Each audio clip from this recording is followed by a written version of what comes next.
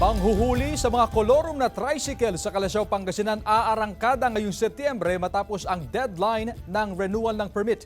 Tutukan sa report. 200 piso ang kinikita sa pamamasada ng tricycle ni Mang Dani mula Barangay Banawang, Calasiao, Pangasinan. Kulang pa para sa 8 niyang anak. Aminado siyang walang permit ang kanyang tricycle kaya hindi makapasada sa mismong bayan kung saan mas marami sanang pasahero. Ito matumal, merong kung minsan malakas, kung minsan matumal. Pero dito sa kanto-kanto lang wala. Sa kanto saka sa kon lang kasi yung biyahe namin.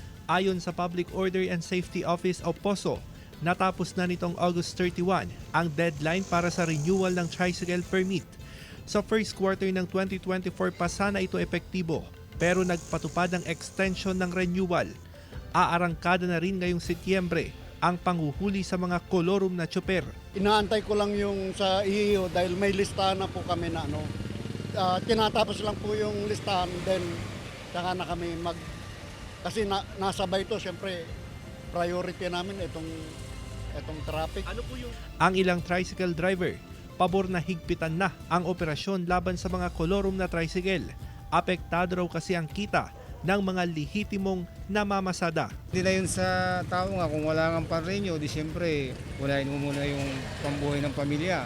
Pero kailangan din mag-renew, matik yun, okay yun sir.